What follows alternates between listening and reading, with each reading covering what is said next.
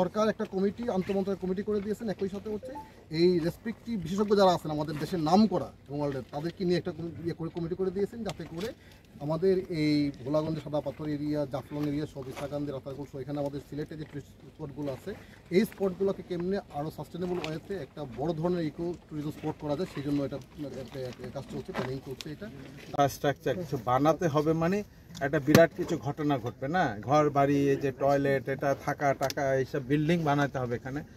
সিলেটের জন্য বহুদিনের একটা স্বপ্ন ছিল 6টা 7টা খাল, শুধু এটা না, this is not the single spot. আমরা পুরো এলাকা নিয়ে একটা মাস্টার প্ল্যান করা, প্রতিটা খালে যেন টুরিস্টরা যেতে পারে। বাংলা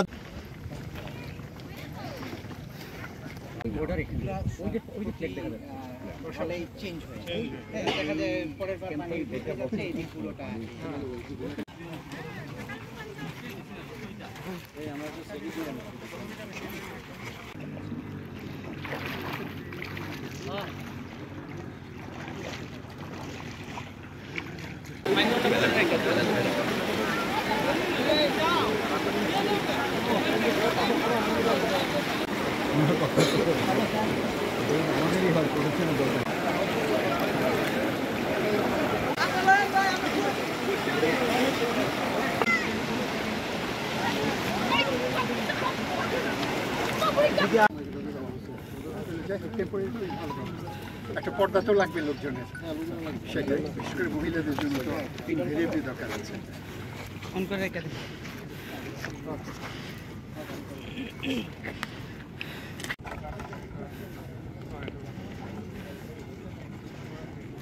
সরকার একটা কমিটি আন্তঃমন্ত্রণালয় কমিটি করে দিয়েছেন। একই সাথে হচ্ছে এই রেসপেক্টিভ বিশেষজ্ঞ যারা আছেন আমাদের দেশের নাম করা এবং ওয়ার্ল্ডের তাদেরকে নিয়ে একটা কমিটি করে দিয়েছেন, যাতে করে আমাদের এই ভোলাগঞ্জের সাদা পাথর এরিয়া, জাফলং এরিয়া, সব ইসাকান্দি, রাতারগুল, এখানে আমাদের সিলেটে যে টুরিস্ট স্পটগুলো আছে এই স্পটগুলোকে কেমনে আরও সাস্টেনেবল ওয়েতে একটা বড় ধরনের ইকো ট্যুরিজম স্পট করা যায়, সেই জন্য এটা কাজ চলছে, প্ল্যানিং চলছে। এটা তো আমরা আশা করছি এইটার মাধ্যমে যখন এটা নেদারল্যান্ড গভর্নমেন্ট আমরা আশা করছি ফান্ডিং করবে, তো আমরা এখানে আজকে যারা আমরা আসছিলাম মূলত এটার প্রকল্পে হাতে নিয়েছেন, এবং আমরা আশা করছি যে এই প্রকল্প যখন বাস্তবায়িত হবে তাহলে এই পরিবেশ বা ন্যাচারাল রিসোর্স সংরক্ষণের পাশাপাশি, পরিবেশ সংরক্ষণের পাশাপাশি একটা ইকো ট্যুরিজম স্পট হিসেবে সব কিছু সংরক্ষিত হবে, ট্যুরিজম স্পট হিসেবে এনশিওর হবে। একই সাথে এটা আশেপাশের জনগণ যারা আছেন তারা যাতে এটার থেকে বেনিফিট পান, এমপ্লয়মেন্টের বিষয়গুলো কিন্তু এখানে আসবে।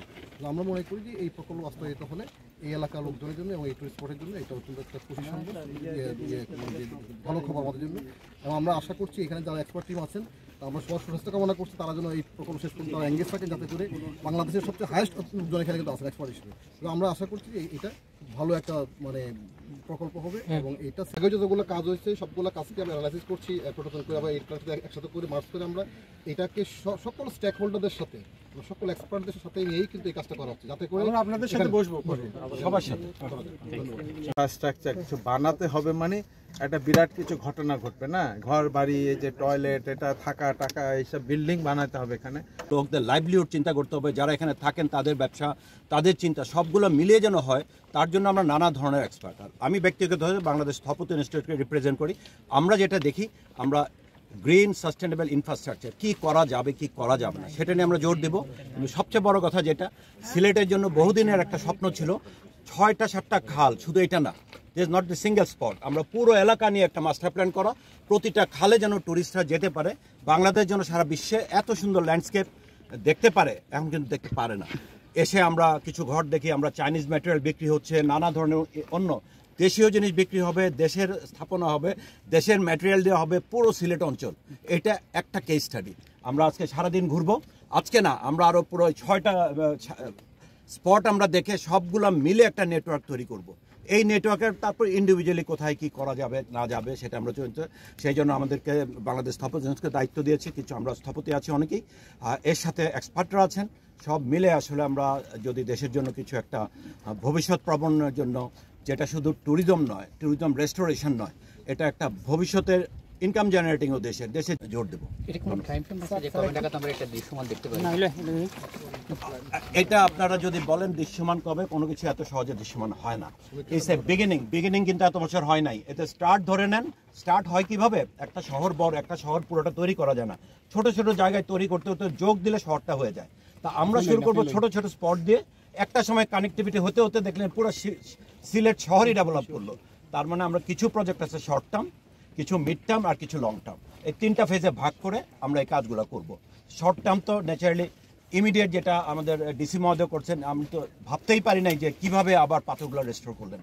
আমি ব্যক্তিগত বিল্ডিং রেস্টোরের কাজ, কিন্তু পাথর রেস্টোর করা যায় এটা আমার জীবনে কোনো ইয়ের মধ্যে ছিল না। পুরো এলাকায় দেখি পাথর রেস্টোর করে ফেলছে। এই যে জিনিসটা উদ্যোগ, এটা যদি ইন্ডিভিজুয়াল মাইন্ড থেকে জিনিসগুলো আসে তাহলেই কিন্তু দেশ সুন্দর হয়ে যাবে।